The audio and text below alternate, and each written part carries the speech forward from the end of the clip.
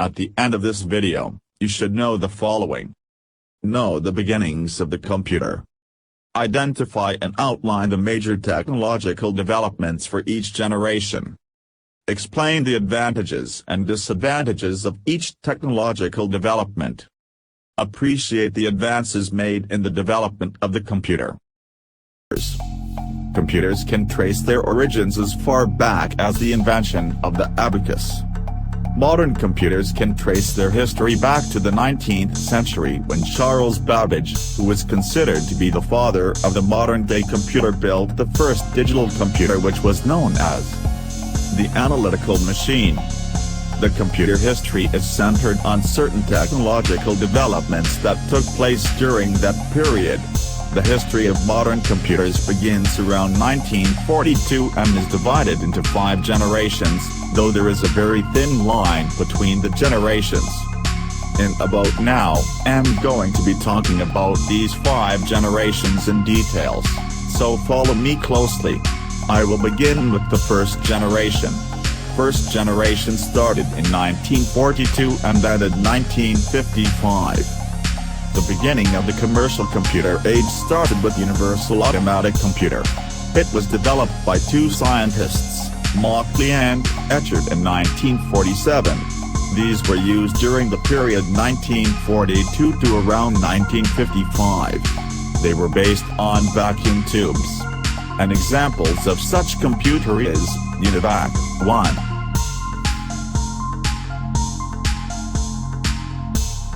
The advantages of the first generation computers were as follows. Vacuum tubes were the only electronic components available during those days. Vacuum tube technology made possible to make electronic digital computer.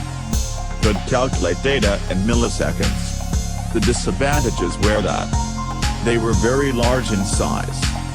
They consumed a lot energy. They heated up quickly because of the 1,000 vacuum tubes. They were not very reliable. Air conditioning was required. They needed constant maintenance and repair. They were not profitable. They had a costly commercial production. They had limited commercial use. They had limited programming capabilities. They used only machine language. They used magnetic drums, which provided very little data storage. They used punch cards for input. They were not versatile and were very faulty. We now move on to talking about the second generation computer. The second generation started in 1955 and ended 1964.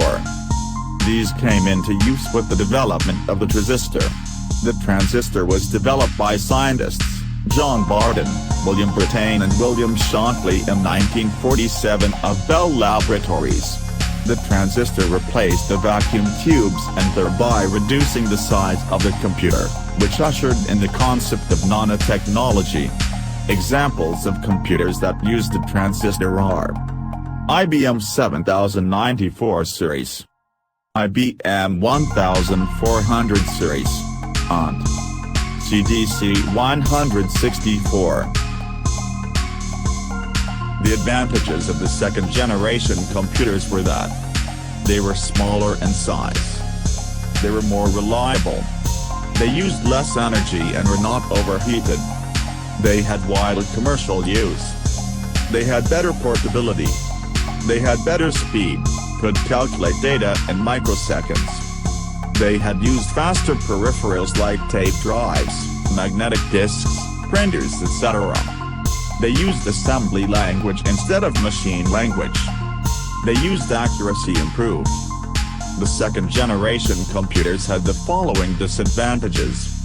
They still required a cooling system. They needed constant maintenance was required.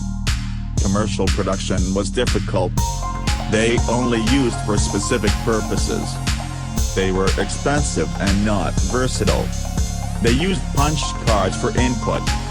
Moving on from second generation computers, we go to third generation computers.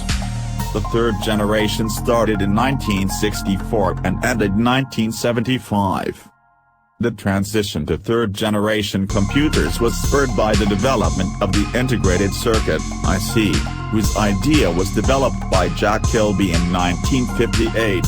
It was a very important invention in the field computers and ICT. The first IC was invented and used in 1961.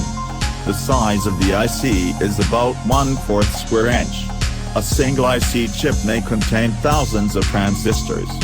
Examples of such computers are IBM 370, IBM System 360, UNIVAC 1108, and UNIVAC AC9000. The advantages of the third-generation computers were as follows. They were smaller in size. They were more reliable. They used less energy. They produced less heat. They had a better speed that could calculate data in nanoseconds. They used fan for heat discharge to prevent damage. Their maintenance costs was low. They were totally general purpose. They could use high-level languages.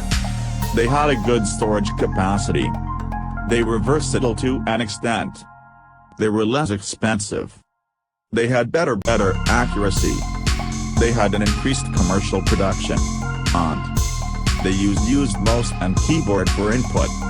However, the third-generation computers also had the following disadvantages. Air conditioning was required.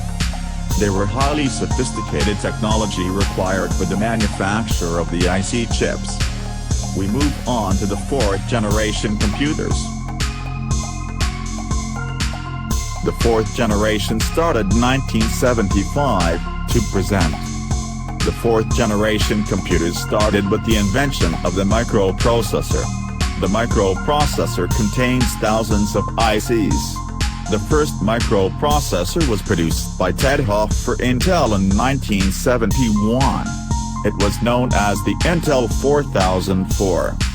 Later on large-scale integration, LSI, and very large-scale integration, VLSI, circuits were designed. The modern microprocessor contains millions of electronic circuits and is usually about 1 square inch.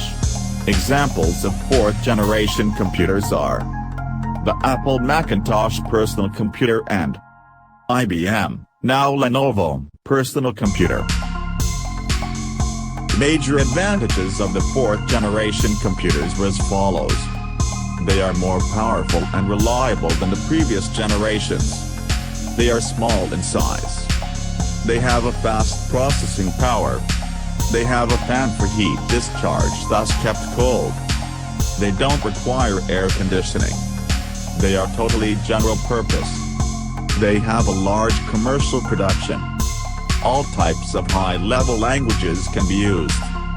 Despite having all these advantages, the major disadvantage of the fourth-generation computers is that the latest technology is needed in manufacturing of microprocessors. Lastly but not the least, we'll conclude by talking about the fifth-generation computers.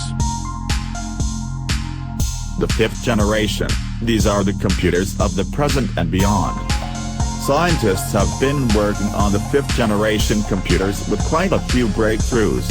It is based on the technique of artificial intelligence, AI. Computers can understand spoken words and imitate human reasoning. It can also respond to its surroundings using different sensors. Scientists are trying to create a computer with real intelligence, IQ. And examples of such a computer is the IBM Watson, which outsmarts Harvard University students. As of 2011, computers are beginning to push the limits of conventional circuitry. Circuit pathways in a digital computer can now be printed so close together that electron tunneling must be taken into consideration. Work on digital optical computers, which process and store data using light and lenses, may help in overcoming this limitation. Computers have undergone a lot of technological changes in the recent past and are still being innovated and improved upon in many ways.